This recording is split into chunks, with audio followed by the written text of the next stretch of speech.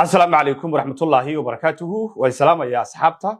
halkan iga daawanaysa meel walba waa joogtaan iyo walba muuqaalkaygu uu markaa idin soo gaarayba muuqaalkan waxaan doonayaa inaan kaga hadlo bal wararkii hadda ugu dambeeyay ee bariga dhexe waxaan fiirin doonaa ilaa iyo dhowr qodob oo kala duwan ahna qodobadii hadda ugu dambeeyay uguna xasaasana marka la fiiriyo colaada asbuuca lixaad gashay ee ka socota bariga dhexe waxaynu marka hore fiirin doonaa madaxweynaha dalka Mareykanka Donald J. Trump oo uu hiid ku gaaray ama uu kulayl ku gaaray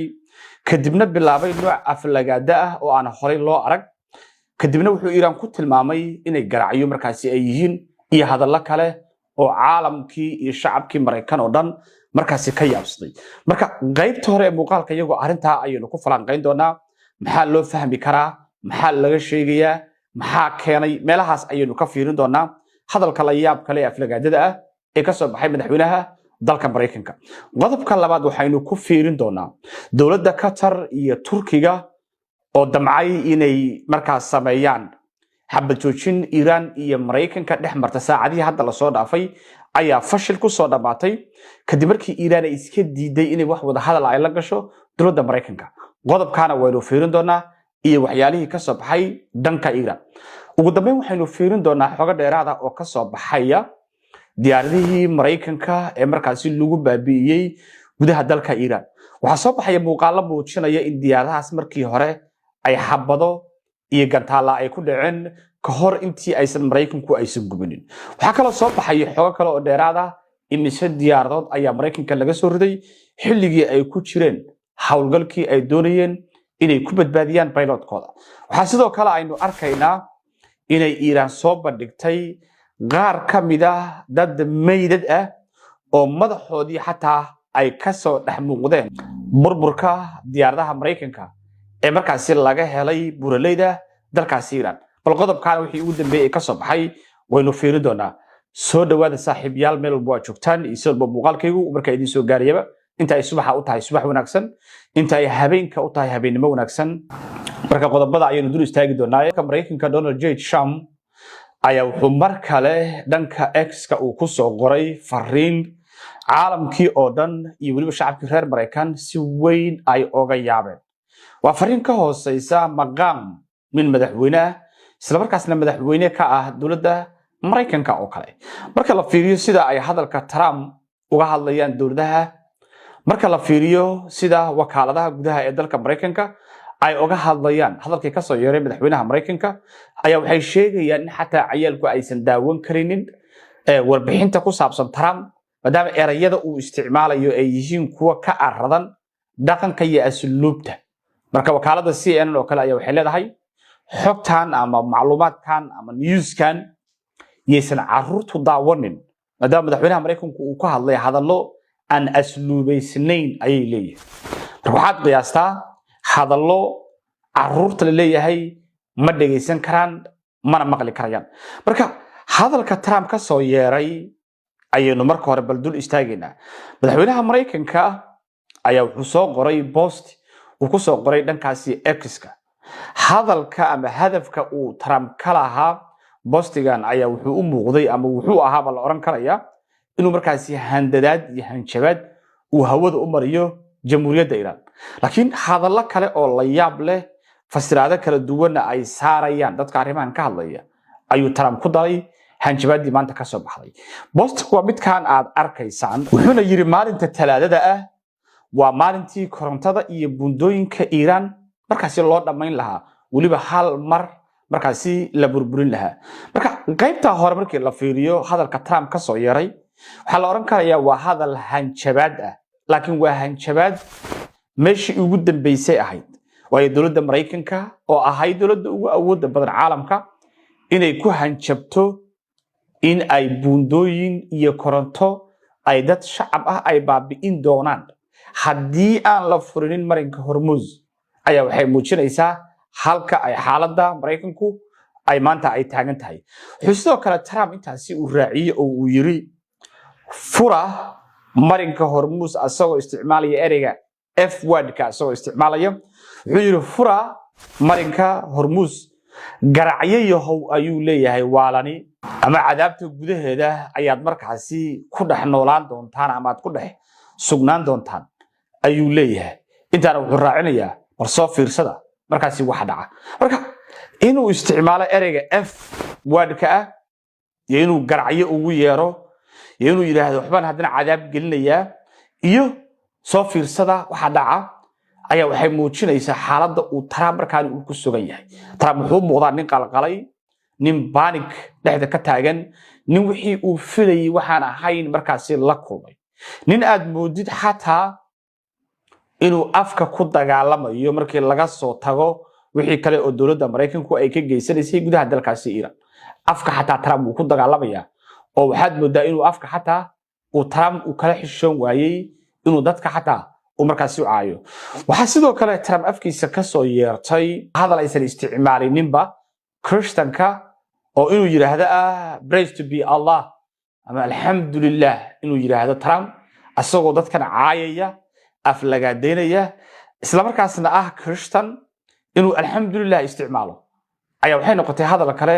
oo si weyn ay wakaaladaha waaweyn ay markaasi u falanqeynayaan mid ka mid saraakiishii Mareykanka ahayd ee ka soo dagaalamtay Afghanistan ilaa Iraq xataa marka ka mid xataa noqday maxbuus oo ay qabteen kooxda Taliban oo warbaahinta la hadlay ayaa wuxuu sheegay in ereygan uu isticmaalo oo waliba uu isticmaalo kooxaha Iran oo kala ah dalka Iran oo kala ah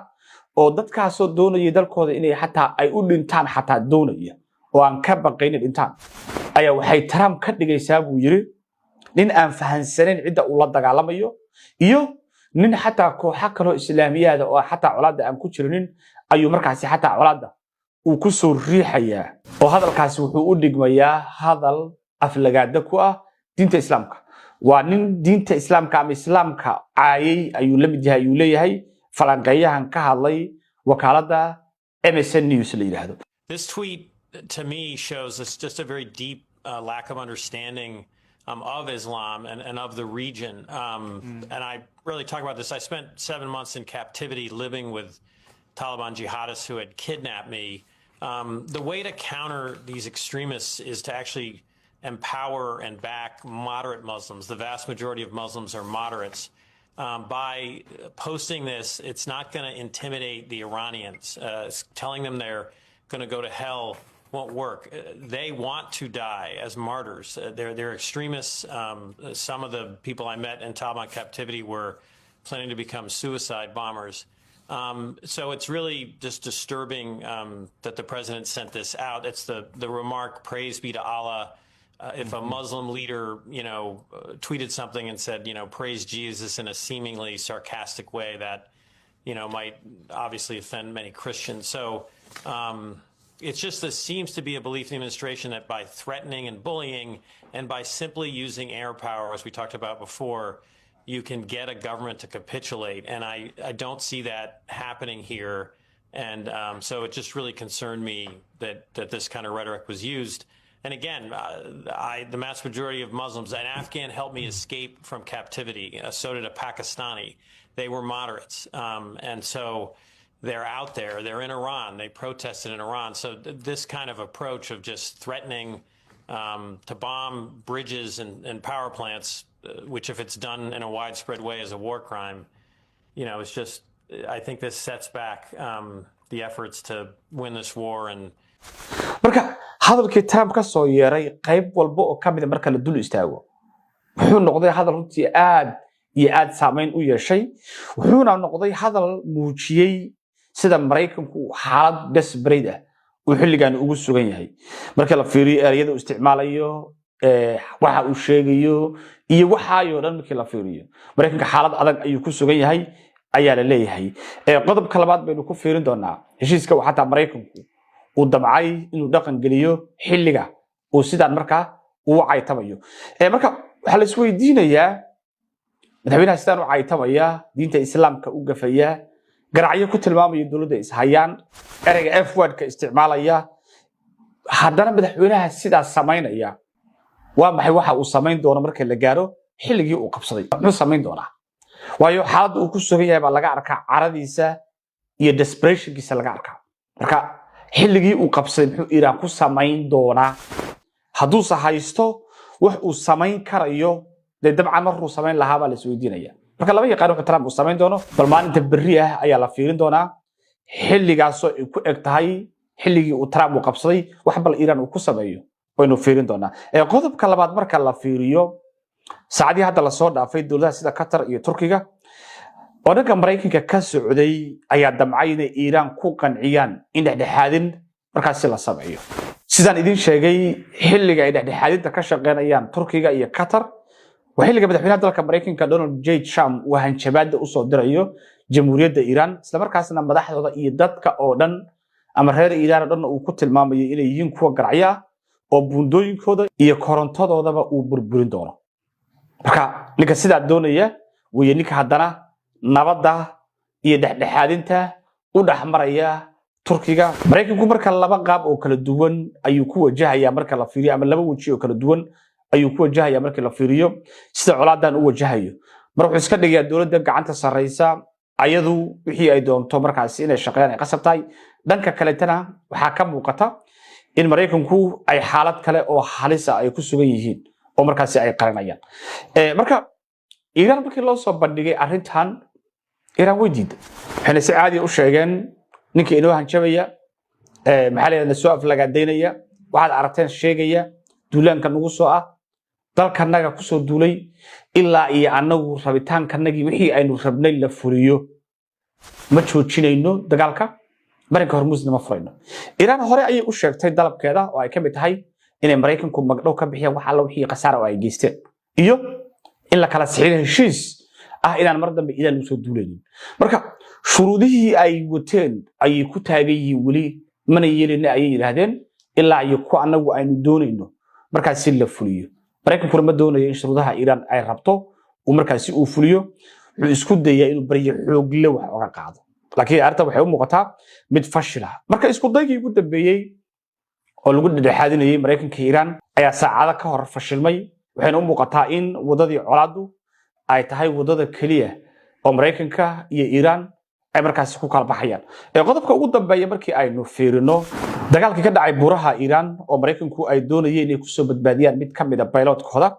ayaa waxa ka soo baxay xoga dheeraad xogahaas oo ay muujinayaan wax aad uga duwan wixii dawladda Mareykanku ay warbaahinta ay markaas ay ka sheegtay waxyaalaha hadda soo baxaya oo la yaab kale ayaa waxa kamid ah diyaaradaha meeshaasi ku burburay inta ay markaas ay leeyihiin dawladda Mareykanku waxay sheegtay markii hore laba diyaaradood oo inta wax gaareen ayagu ay dab ku daareen laakiin inta hadda la xaqiijiyay ayaa waxay yihiin 4 diyaaradood iyo wali wax ka badan ilaa 5 diyaaradood ayaa la gaarsiinayaa ugu yaraan marna waxa la leeyahay waa 4 marka la fiiriyo wakaaladda afka dawladda Iran ku hadasha ee Tasnim ilaa 5 diyaaradood ay gaarsiinaysaa laakiin jamhuuriyadda Iran diyaarado badan ay leeyihiin oo numberkoodii wali si cad u baysan sheegin diyaaradahan ayaa markii loo tagay oo meeshii ay yaaleen loogu tagay isla markaasna la examine gareeyay ayaa meesha waxa ka soo baxay xogo aad u tiro badan oo markaas la yaab leh waxyaalaha meesha ka soo baxay ayaa waxa kamid ah in diyaaradahan ay yihiin kulligood diyaaradaha xabadda lagu dhuftay la damage gareeyay oo soo dhacay ama si riski ah ku soo dagay oo meesha ka dhaqaaqi waayay tusaale ahaan oo kale sawirka markii aynu fiirino waxaynu ka arkaynaa in diyaaradahan ay ka muuqdaan xabado markaas ku dhacay sida aad ka arkaysaan meelaha ay goobaabtay wakaaladda Tasnim markii aad fiirisaan meelaha la goobaabay oo dhan ayaa waxaad ka arkaysaan inay tahay xabado ku dhacay diyaaradaha ka hor inta aysan Mareykanku aysan diyaaradahan aysan markaas ay gubinin marka 5 diyaaradood oo meeshan yaalaba kulligoodba waxa ku yaala rasaas iyo xabado ay Iran ku dhufatay kadibna ayagoo qiiqaya ama ayagoo laga yaabo inaysan meel fog gaari karinin ay halkaani isugu yimaadeen markii ugu dambeysay qaadan waayeen waxay Mareykanku ku qasbanaadeen sida muuqata inay markaas ay dab qabadsiiyaan marka ilaa 5 diyaaradood ayaa habeen qura ay Mareykanku ku waayeen si ay hal baylood ay markaas ay u badbaadiyaan waxa sidoo kale la arkayaa oo aan qaybta Telegramka idin soo dhigi doono meeshan ma soo dhigi karayo Telegramka linkiga qaybta commentiga ayaan kugu pin garanaya click ku siiya soo fiiriya waxa meesha ku dhex jira qof madaxiisa oo la leeyahay waa mid ka mid ah bayloodiyadii Mareykanka ahaa ee waday diyaaradda C-130 la yiraahdo oo ah diyaaradaha waaweyn oo markaasi shidaal ka qaada marka diyaaraddaas ayaa gudaheeda waxaa laga helay nin gubtay oo madaxiisa uu markaasi uu ku jiro waxaana la aaminsan yahay diyaaraddaasi in gabi ahaanba markii hore taxabad gantaal lagu dhuftay ay dhulka ku soo dhacday oo ay bas beeshay oo ayagu aysan dab ku daarinin ayaa la aaminsan yahay waa sida wakaaladda tasniim ay markaasi ay sheegayso marka macluumaadka la xiriira diyaaradahan ayaa saacadda ka dambaysa soo baxaya waxaana muuqata in xoga aad u tiro badan oo la qarinayay ay markaasi ay soo baxayaan waxaana xataa laga yaabaa in 5 diyaarado hadda ay wakaaladda tasniim ay sheegayso in ka badan ay markaasi xataa ay yihiin marka 5 diyaaradood oo hal habeen la gubay iyo 4 ka horeysay marka muddo aan isleenahay waa 48 saac ayaa ilaa 9 diyaarado oo Mareykan ah ay gacanta Iran markaasi ay saabsadeen walow 2 kamid ah oo helicopter ah aysan ku soo dhicin gudaha Iran oo ayagoo qiiqaya ay ka baxeen xuduudda jamhuuriyadda Iran mid kamid ah la sheegay in dhanka Iraq ay ku dhacday marka waa qasaare xoog leh oo Mareykanka soo food saaray waxaana islaahay waa sababta madaxweynaha dalka Mareykanka Donald J. Trump uu xilligaani uu u gaaray xataa marxalad uu isla xakameyn la yahay dagaalkuna hadda wuxuu u muuqdaa mid ka sii daraya markii la fiiriyo saacadii hadda la soo dhaafay qasaaraha weyn ee colaadanu ay sababayso oo bariga dhexe ka socda marka balintaas muuqaalkan ku soo koobaya muuqaalada ka dambeeya ayaynu waxaynu ku fiirin doonaa bal qasaarayaasha iyo colaadda ka sii daraysa ee hadda ka socota bariga dhexe السلام عليكم ورحمة الله تعالى